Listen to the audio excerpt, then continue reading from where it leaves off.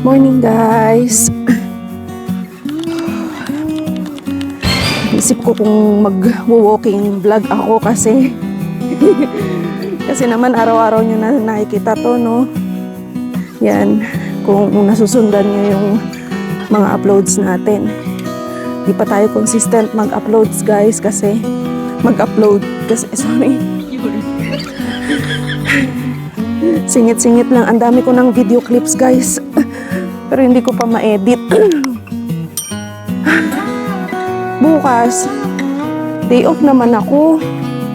Pero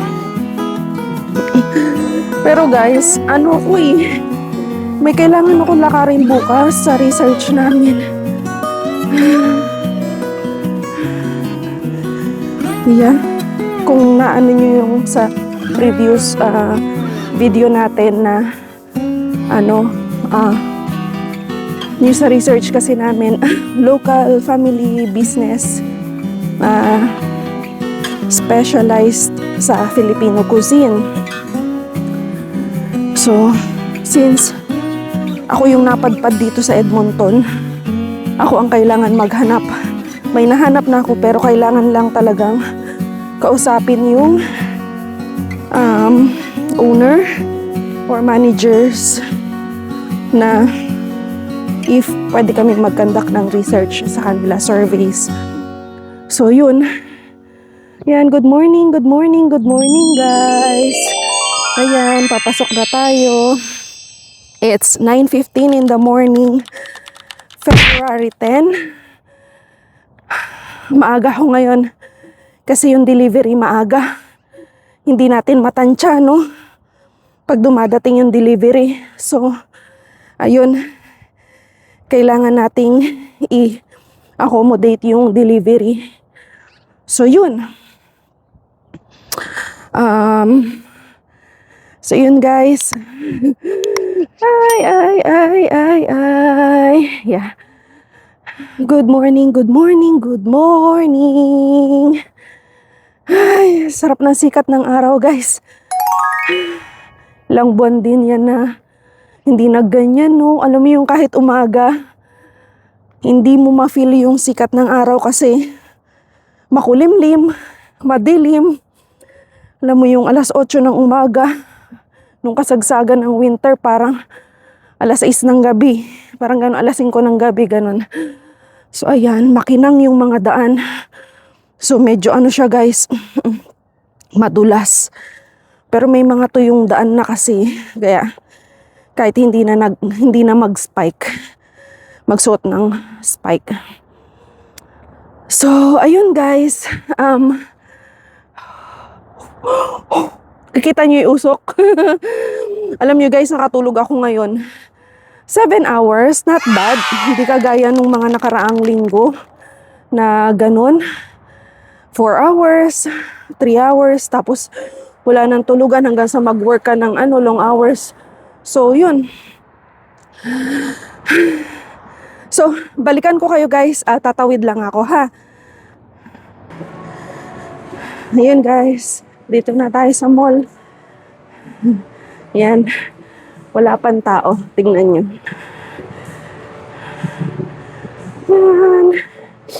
Yan. Wala pang tao.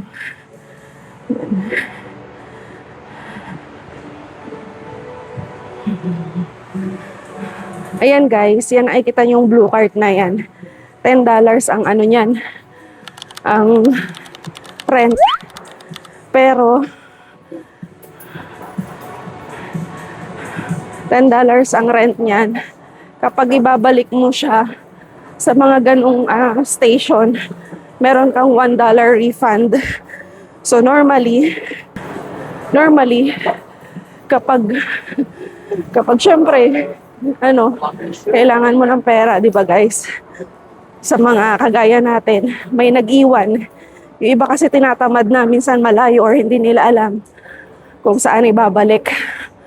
Syempre, $1 din yun. So one time, papasok ako. 2 cart kaagad yun guys. Alam mo yun, nandun na yung station. Pero, ayan guys, tignan nyo. Ark.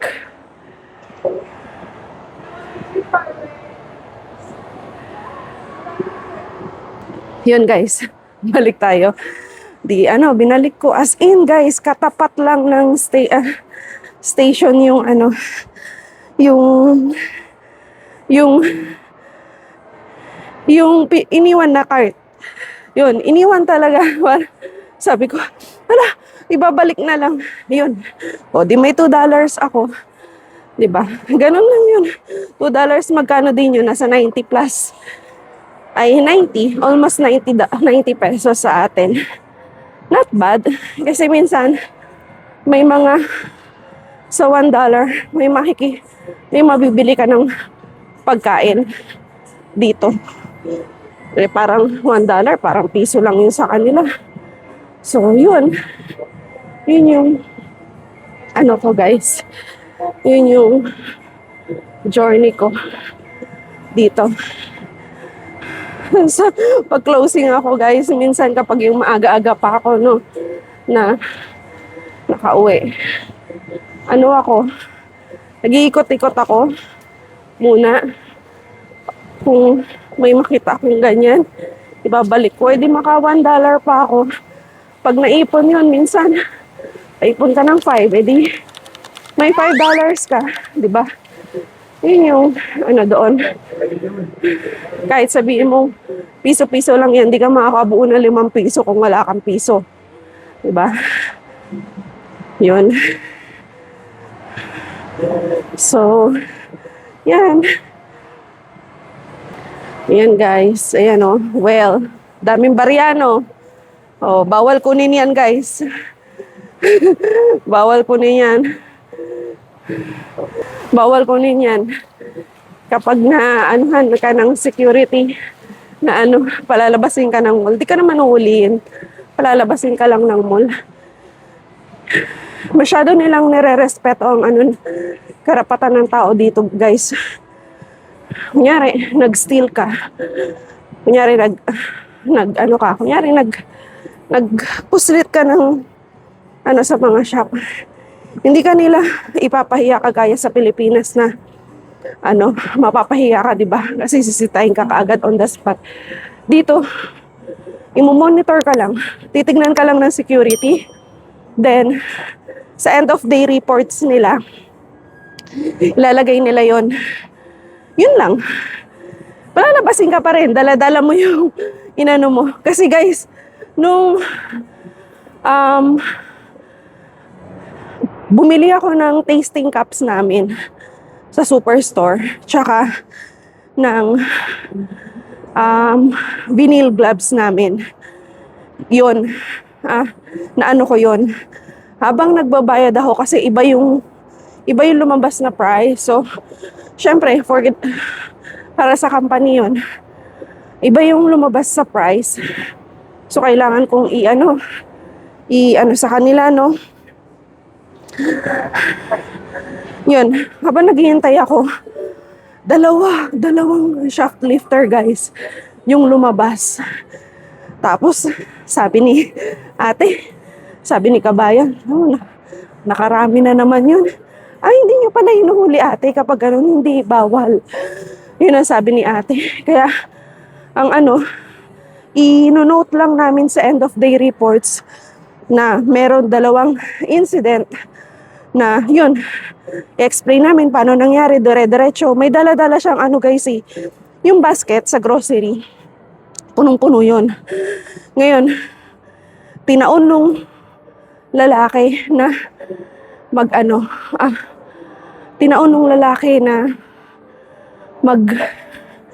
magmadali habang puno yung kunyari nag-iintay siya. Yun. Tinaon niya ng ganun. Tapos dire-diretso siya. Si ate, dito kasi guys, hindi mo pwedeng harangin. Oo, hindi mo pwedeng harangin kahit alam mong na siya, nagpuslit na siya. Hindi mo siya pwedeng harangin. So yun, ang na lang natin, wala, tinignan na lang niya. Punong-puno yung basket, guys. So, yun. Meron din naman, guys, parang last week lang ata yun. last week ba yun? Na may binili ako sa Dollarama dito sa mall. Ano bang binili ko? Bumili ata ako ng chichirya ko noon, tsaka ano bang binili ko? Basta may binili ako, guys. Ngayon, nasa likuran ko siya na machine. Self-checkout kasi. So, tignan ko lang ang oras, guys. So, 24 pa lang. So, pwede pa akong umupo at makipagkwentuhan sa inyo. So, self-checkout siya. Self-checkout siya. Ngayon, nasa likuran ko siya. Nag-aano siya, guys. Nagpa-process din siya ng payment.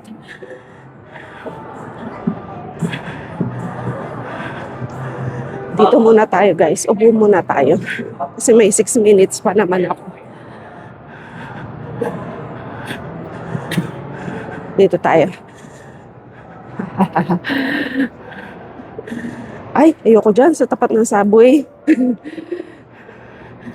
Yan. Dito tayo. Ay, saan ba tayo uupo? Dito na lang. So yun, guys, self-order checkout siya, di ba? Ngayon, ang nangyari, ayoko naman din.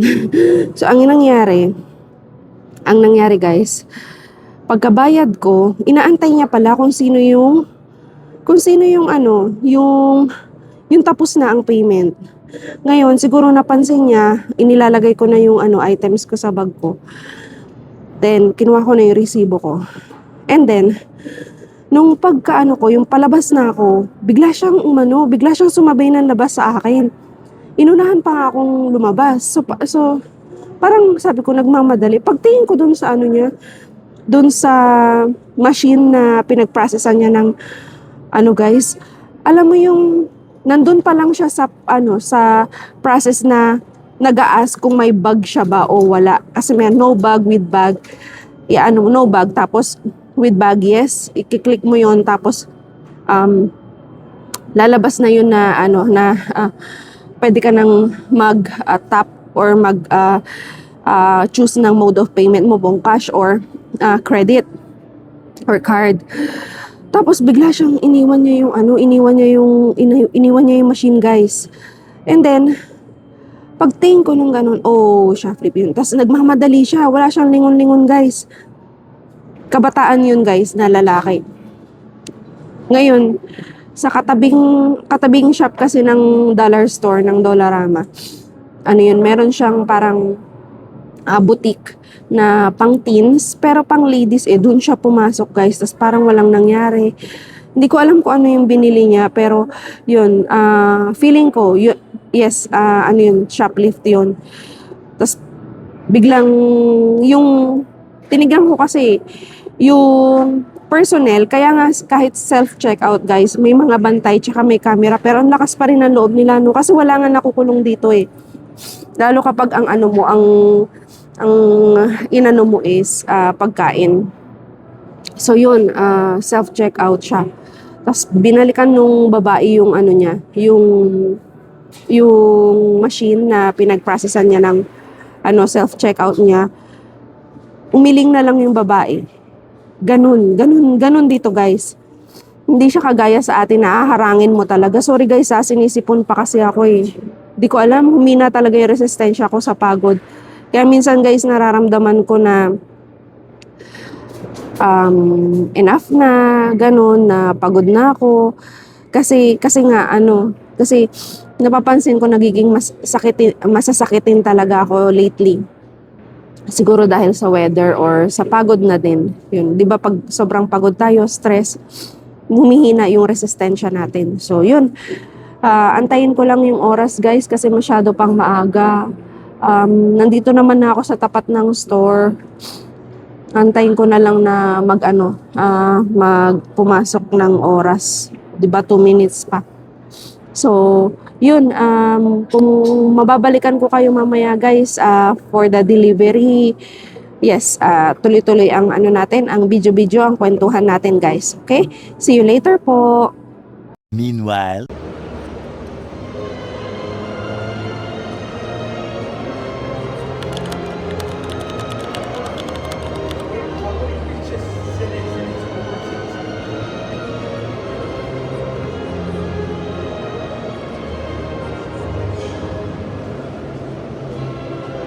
a few moments later.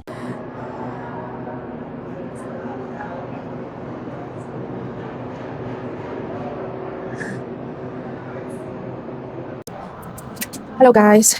So ayan, alam niyo guys, sorry sinisipon talaga ako guys sa singhot-singhot singhot ko kayo. 8:40 dumating yung delivery natin guys. Ang mahirap kasi dito, alam mo yung hindi ka makakilos ng ayos kapag ganito. So, kailangan ko munang itabi muna sila. Itong sugar kasi guys, kailangan kong ibalik sa anong tawag dito? Diyan muna kayo guys, medyo mabigat. Yung sugar kasi kailangan ko ibalik yan sa Ito, tsaka watermelon kailangan ko ilagay sa freezer. Storage pala. So, meron pa kasing sugar so hindi ko siya pwedeng ilagay. Yeah. So, ayun guys. Mapilipino pala sa harapan. So, ayan. Medyo masakit sa balakang. Pero titingnan ko kung mahirap I-set up ko muna yung store guys ha. Yan. Tingnan natin. I-set up natin. So, saka natin harapin yung mga dapat ibalik sa storage. Kasi guys, kapag hindi ko na ibalik yan, nakakalat yan dito. Wala dapat tayong nasa floor. Diba? So, ibabalik ko muna yung sugar sa yung watermelon. I don't think na magkakasya yan dyan. So, ayun. Mag-a-arrange pa ako ng fruits. And guys, balikan ko kayo mamaya guys. 1 hour later. Hey guys, mukha pa akong hindi ako naka-uniform guys kasi nga 'di ba na-mention ko sa inyo kahapon na wala akong hindi ako nakapaglaba.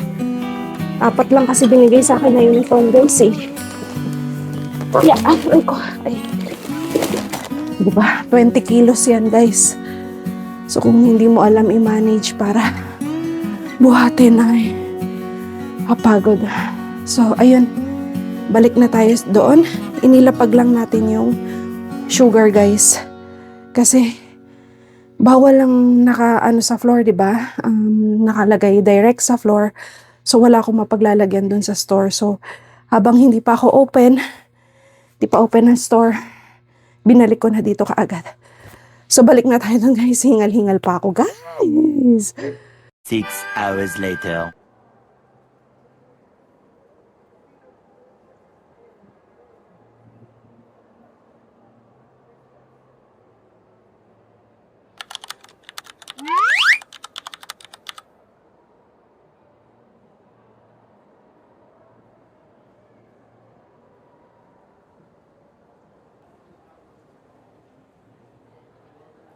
Hello guys. So ayan, out na tayo, no? So, tayo ay lalakad na. Pero, may dadaanan lang akong guys. Ikot-ikot lang tayo dito sa Simon's. Kasi, gusto kong tumingin ng mga anik-anik. Mayaman, anik-anik. Hindi. Minsan kasi guys, may mga sale dito na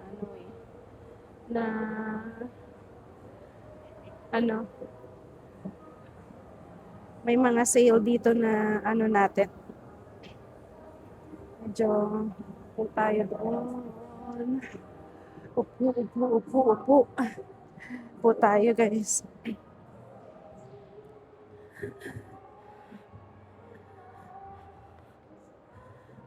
So, upo lang tayo pala dito guys. Pahinga lang yung paa. So, Ayun guys, pahinga-pahinga lang dito muna bago umuwi. So,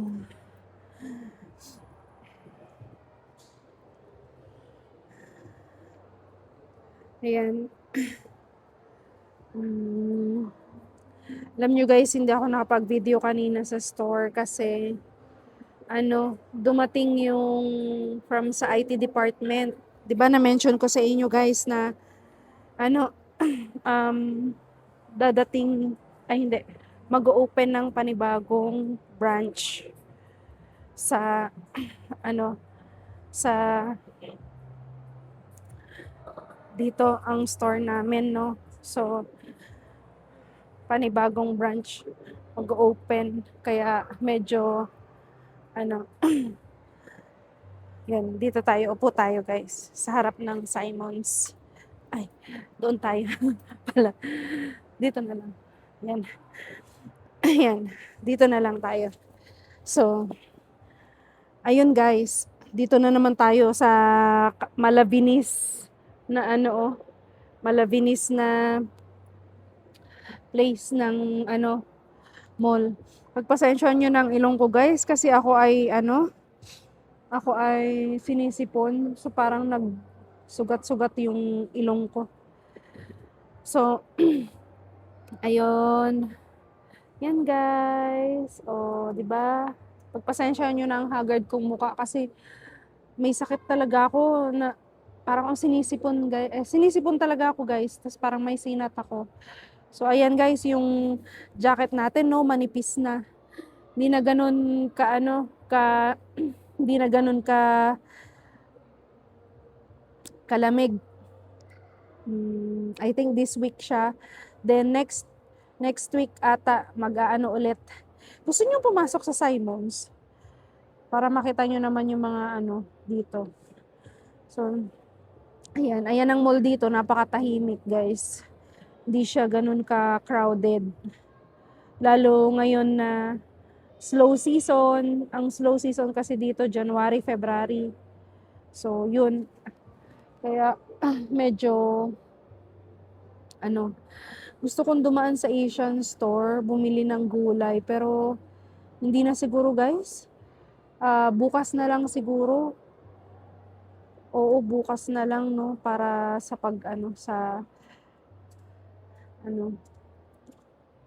alam mo, nawawalan ako ng sasabihin guys.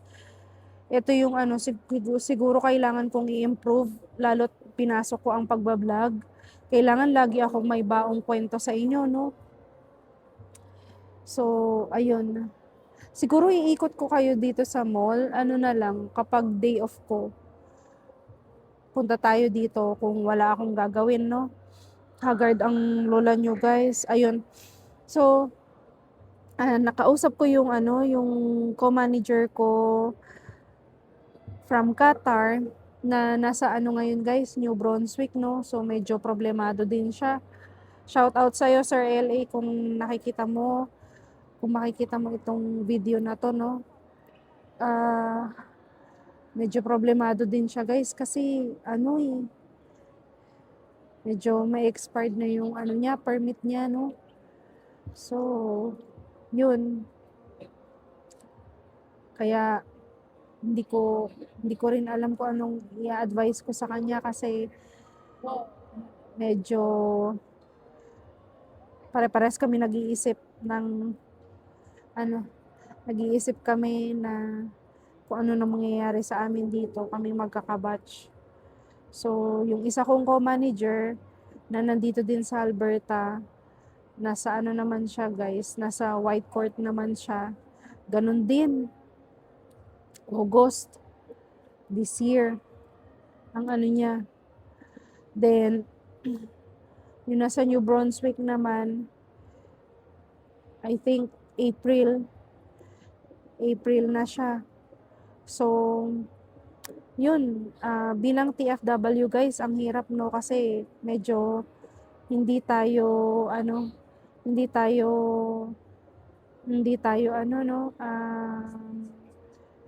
sure sa paglalagyan natin dito dito sa Canada, magiging status natin, kung anong ano natin, di ba? Pero ang magandang ano dun guys, yung mindset mo. Yung mindset mo na ano, temporary, dun ka lang muna yung mindset mo as a temporary. Huwag ka munang mag-assume na kailangan ganito. Though, oo, kailangan nating i-workout yung ano, yung dun sa path na yon sa pagiging PR. Pero para hindi masyado masakit sa pakiramdam, 'di ba? Um, Kailangan nating tanggapin. Acceptance lang talaga, guys, para hindi masyadong masakit. Kung uuwi ka man, hindi naman ibig sabihin ng uuwi ka ng Pilipinas, ano ka, failure ka, or ano, back to zero ka. Back to zero in a way na hahanap ka ulit ng ibang opportunity. Pero hindi katapusan ng mundo yun, guys. Yan tayo yung mga ganyang mindset eh. Hirap yung mga ganyang mindset na, ano, na ano ba, na isipin mo, talunan ka kasi umuwi ka ng Pilipinas, hindi ka na PR. Hindi ganoon. Kasi hindi naman tayo ang may problema eh. Ang may problema yung immigration rules nila. Nandito tayo, okay, may pangbayad tayo sa consultant. May requirements tayo. Available ang mga requirements natin. Ang experience natin, nagigain tayo ng Canadian experience. Mga English test or what. Pero, ang problema nga immigration rules nila eh. Binabago nila dahil nga hindi naman dahil sa iyo, hindi dahil sa atin, kung hindi dahil na rin sa mga hindi nila na-anticipate na effects ng mga previous na immigration rules na ginawa nila. Yun yung ano doon. So, ayun guys, ang tagal namin nag-usap ng kabatch ko na yun, na sabi ko, wag kang mag-worry kasi hindi naman big deal yun. Yes, oo, may dream ka na, may Canadian dream ka na naapektuhan, pero it doesn't mean na matatapos ang mundo mo. It doesn't mean na titigil ka na, 'di ba? Lalo't bata pa siya. Mas bata pa siya sa amin eh. Parang 7 years ata ang age gap namin. So, yun, sabi ko, kung wala, yun nga, napag-usapan namin, kung wala na talagang ibang way, bakit matatakot ka umuwi ng Pilipinas? Bakit matatakot kang mag-start ulit na um, mag-apply sa ibang lugar? Hindi lang naman Canada ang bansa sa buong mundo eh. Hindi natatapos ang opportunity sa Canada. So, yun, lalo't sa kanya na bata pa siya, magaling naman siya. So, yun, I don't think na kailangan niyang isipin yun, guys, no? Kailangan siyang ma-stress. Kailangan kaming ma-stress. Pare-parehas kami, guys. Pare-parehas kami. Yun, kaya yun lang talaga. So, yun, nakwento ko lang sa inyo guys yung pag-uusap namin, no. So, dun lang umiikot yung ano namin kasi na-mention ko nga sa kanya na kung ang $17 ba is okay lang doon sa New Brunswick. And sabi niya nga, okay lang daw. Nasa paggagastos mo lang, which is tama naman. So, humingi lang ako ng payo. Then, yun nga, na-open up niya na yung employer niya, ganun yung sitwasyon niya na hindi na siya mabibigyan ng LMIA kasi ayaw ng hindi daw magbibigay ng LMIA yung employer niya. So, ang ending, ayun, na-stress ang lola mo. So, yun.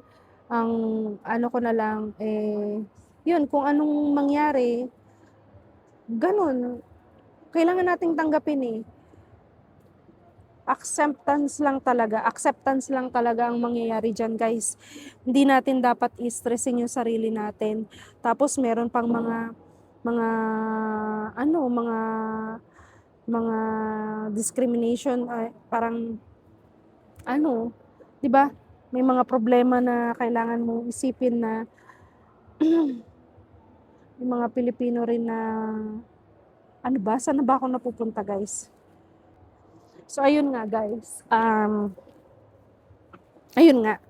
So, ang napag-usapan nga namin yung sa pag-uwi. So, hindi matatapos yun dun guys, no? Eh kung wala talagang ano, pathway, anong manggagawin natin? Alangan na isusugal mo yung ano, no?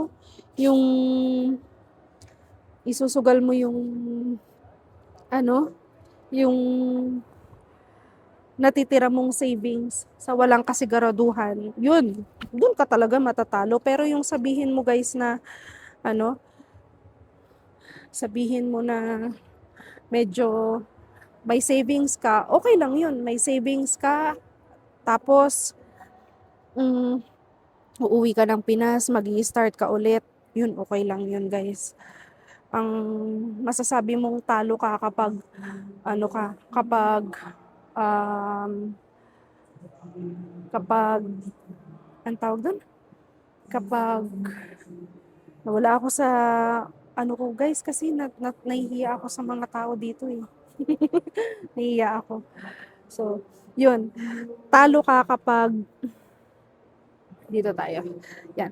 Talo ka kapag ano, kapag isinugal mo pa yung natitira mong pera tapos hindi ka rin naman walang assurance. Yun yung napag-usapan namin. Walang assurance. Doon mo sasabihin talagang talo ka, 'di ba? Kasi hindi mo naisip na ano, ipuhunan mo na lang sa Pilipinas, i-business mo or gamitin mo 'yun sa pag-apply kung gusto mo talagang umalis ng Pilipinas, gamitin mo yung pera na 'yun para mag-apply, mag-apply ng panibagong application sa ibang bansa. Hindi dito sa Canada. Kasi nga ano siya eh. Kasi nga magulo nga ang ano eh, magulo nga ang ano eh, ang magulo nga ang immigration rules, 'di ba? So, ang ano doon, di gamitin mo na lang sa possible possible way na sa tingin mo mag mag magiging mas okay. 'Yon. Kasi ang sitwasyon ngayon dito sa Canada, guys, mahirap.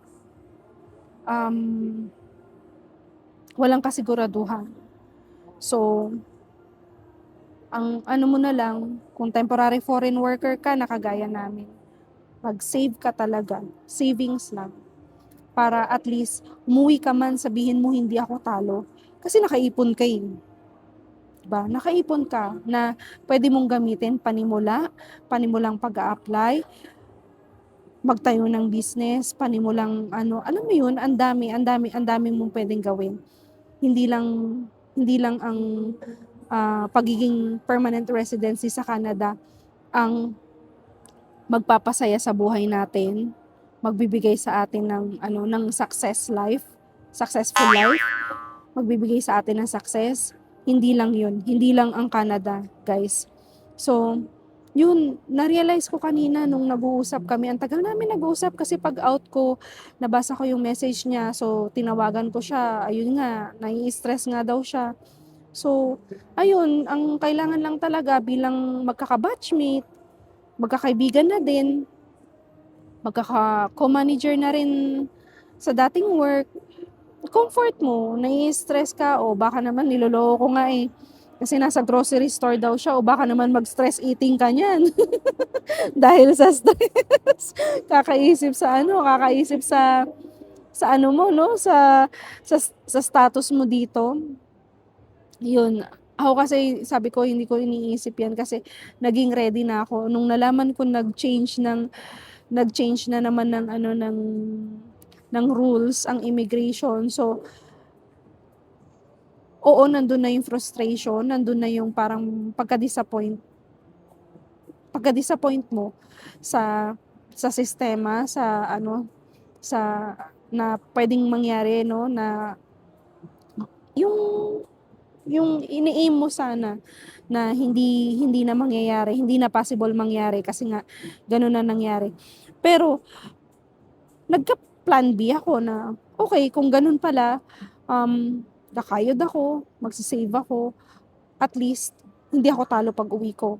Kasi guys, ang laki ng nagastos ko dito, papunta dito guys. Ang laki. Nasa almost 8,000 Canadian dollar. So, imagine. So, ang tagal ko ring naghirap nun na bayaran yun, na mabawi yun. So, yun. Ang naging ko na lang, hindi ko na hayaan ulit na mag-take risk, mag-iwan, mag magwaldas ng ganun kalaking amount para lang sa para lang sa para lang dito kung wala namang assurance. So, yun no, based on your experiences talagang magmamatured ka, malalaman mo na kung ano yung dapat mong gawin next time, kung ano yung mas dapat, yun yung best way para matuto tayo yung through experiences. So, yun.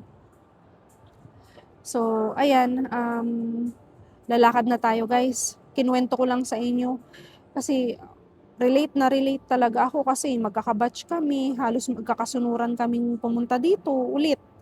Magkakabatch kami sa Qatar, tapos magkakasunuran din kami halos pumunta dito ulit. Dito rin kami nagkita-kita ulit. So, yun, ganun talaga ang buhay. Minsan hindi natin talaga masasabi kung ano yung future natin, no? Hindi natin masasabi kung ano yung mangyayari sa atin. So at least thankful pa rin kay God kasi na-experience natin ang Canada, na-experience natin ang 4 seasons, ang autumn, winter, summer, and spring. Yeah. So, yun. Enjoy na lang natin, memories. Yan nga yung ginagawa ko ngayon guys. Nagvi-video ako at chika-chika sa inyo kasi yun yun guys, di ba? Wag mo na tingnan yung yung nakagardan ko. Yun ang tingnan yan guys kasi haggard talaga yan. Wala na tayong magagawa dyan sa pagka-haggard ng aking pagmumuka. Yun yung yun yung nakikita ko dapat lang talagang gawin guys na be positive, wag isipin yung bagay-bagay kung ano man yung kasi may reason yan kung bakit hindi mo pa nakuha ngayon. May reason yan kung bakit hindi binigay sa'yo, hindi man ibigay sa'yo or hindi pa ibibigay sa'yo. May reason yan, may reason ang lahat ng bagay. So yun guys, so pauwi na ako. Pakita ko lang sa inyo itong playground na ito. Lalakad na tayo